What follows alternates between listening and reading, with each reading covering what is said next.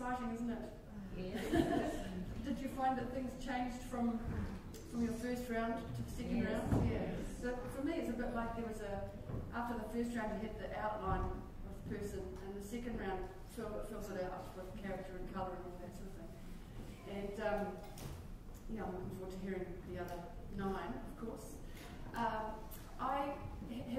While I've been sitting and listening to all these competitors, I've been trying to sort of work out the real, the core of what it is that really makes them different. And I thought I'd just talk a little bit about how the violin works and how each of these competitors, how it is that their sound is different and the way, what it is that really differentiates them from each other. So, I mean, some of this you may well know, but I'm going to go through it anyway. In terms of how violin actually works, because the fundamentals are that you've got a string that is either played by the bridge or plucked, and the string resonates, so it's resonating, and those vibrations go down through the bridge, and then there's actually a piece of wood called a sound post standing up inside the violin. Mine's about between here and here. So it's standing up vertical, and those vibrations are going through the sound post, moving around in the violin, and then a lot of the sound comes out the sound holes, but a lot of it just sort of emanates out of the violin.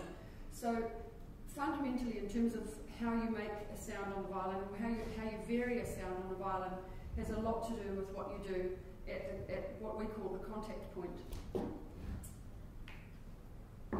with the bow. So this point here, whatever you do there, you can change. All the variety of sound that we make is to do with how we manipulate the sound at that point. And really the left hand is just stopping the string. It's making the string either shorter or longer, which changes the pitch of the note that you hear. So fundamentally, the left hand really is just, it's stopping strings. It's not really, it doesn't have much to do with the expressive content that you're hearing. The most expressive thing that the left hand does is vibrato, and that's one of the things that you can really tell the difference between the candidates in terms of how they use their vibrato to colour the sound. Anything from no vibrato to a really intense vibrato to a thinner vibrato, and different speeds, different amplitudes of vibrato. So ideally you want to use your vibrato to support the phrasing and shaping that you're doing with your bow, because fundamentally all of the expression is going to come from your bow. So what I'm going to talk about now is the fact that you can imagine a three-dimensional aspect to this point. So the main things that violinists are varying all the time. You've got pressure, so it's downward, vertical dimension, and then you've got horizontal dimension, so that's the amount of bow that you use. And then we've got the third dimension is whether we're closer to the bridge or further away from the bridge. Then those are the three main ones, and then there's, you can vary the amount of bow hair that you use. For very soft playing, you're going to use less hair, and if you can play really strong, you're going to try and use as much hair as possible. Then you've got variations of whereabouts you are in the bow. The bow itself is much lighter at the tip, so there's a natural release. At the heel there's a lot of weight, and the bow itself has more weight there also, but really it's your arm weight. You've got a lot of arm weight. If you've ever felt the weight of somebody's arm, it's actually incredibly heavy. So one of the things that we learn as violinists is how to manage that weight of the arm. But that really is what's going to impact on the amount of pressure. So very basically, so a very strong sound, you're going to use a lot of pressure in particular, but you might be able to vary the type of or the amount of bow that you use to change the sound. So I'm just going to demonstrate on one note. But so a very strong sound. Sorry, I was getting the microphone as well. I'm going to come closer to the bridge and more pressure. That was on the slower side. The thing is, if I actually try and use too much bow, if I do the same amount of pressure, same place, close to the bridge, and if I use a lot of bow, let's see what happens. I actually can't control it because that's the next thing I want to tell you. The string is vibrating, but closer to the bridge, it's vibrating less. Further away from the bridge, it's vibrating more.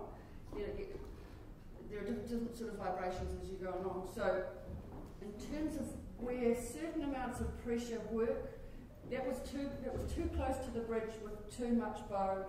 I lost control of the connection that my bow had to the string. So it actually meant that I was skating across the string rather than being able to pick it up with my bow. Whereas if I use the same amount of pressure, quite a big bow speed, and come a little bit further away from the bridge. I feel nervous about this,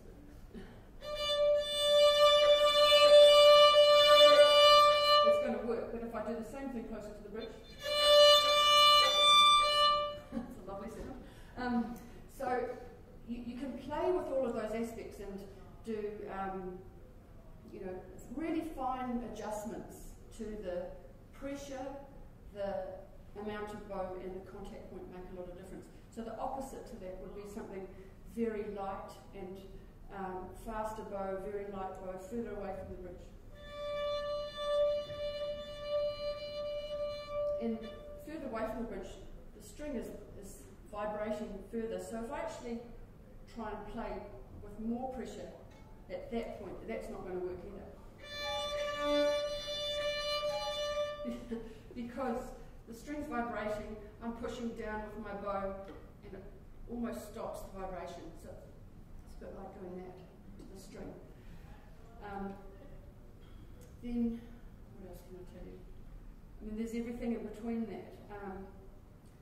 The slower bow is going to make a certain sound, but a very fast bow. But the principles are that you're making the string vibrate differently depending on how you use your bow. Does that make sense?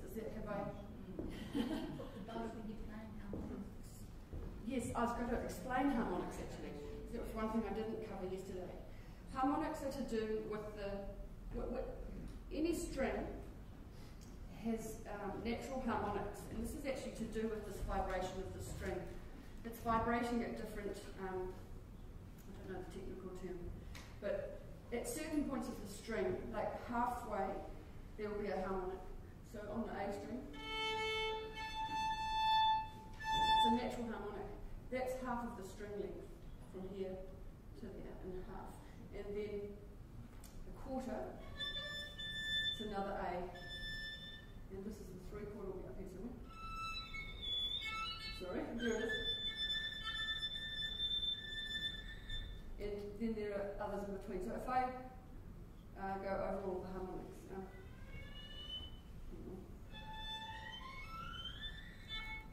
we've got to go here.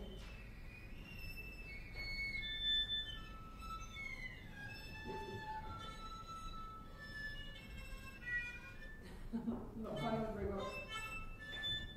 They're harder to find when you get down here, but they're natural harmonics. And then there are false harmonics, which you're hearing a lot of. The fourths and fifths, they all create different notes. But in terms of the bow, when you're playing the harmonics, it's a little bit more critical how you use your bow, exactly for that contact point. It's generally helpful to play closer to the bridge, but it depends on the sound that you want.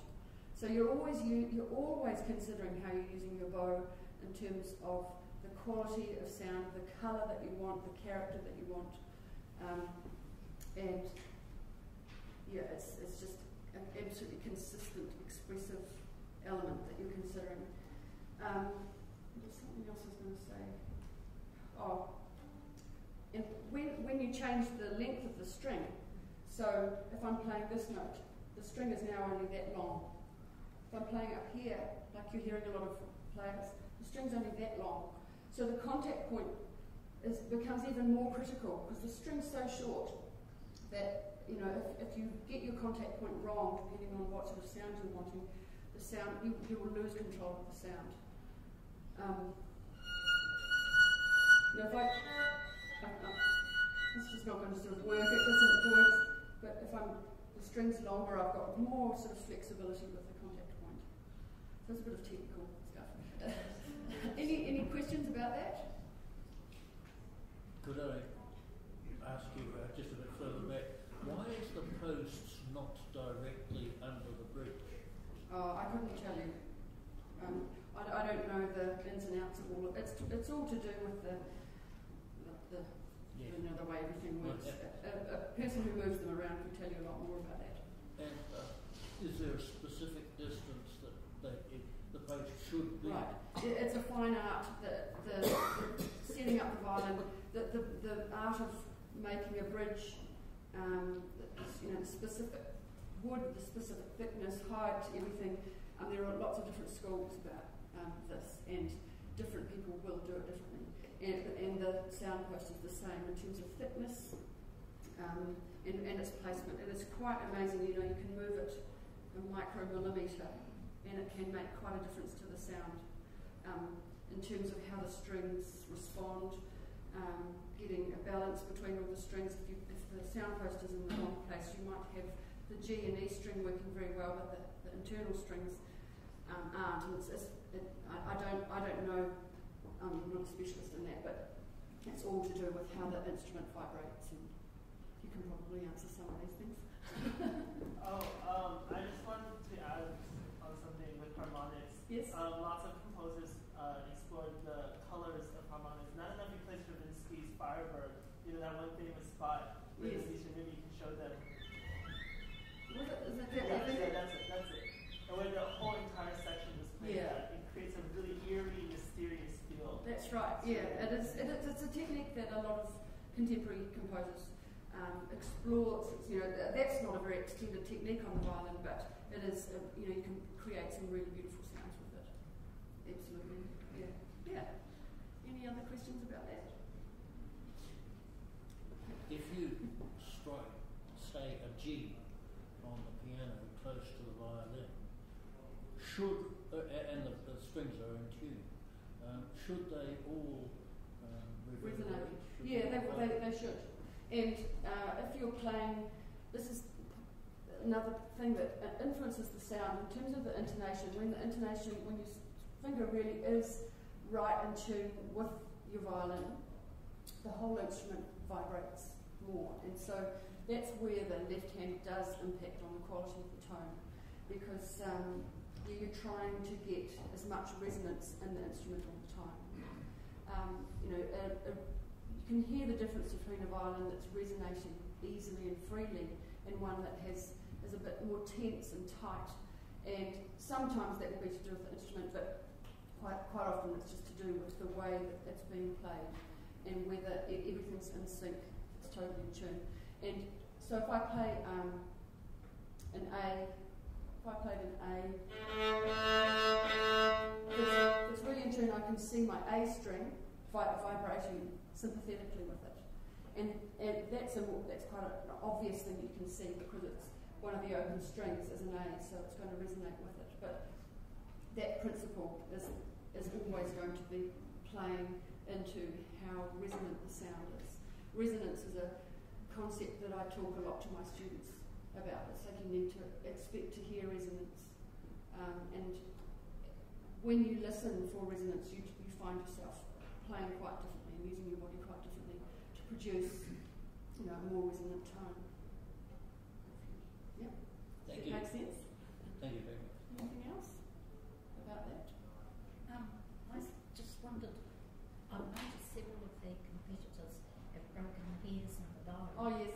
So what would happen if a string broke?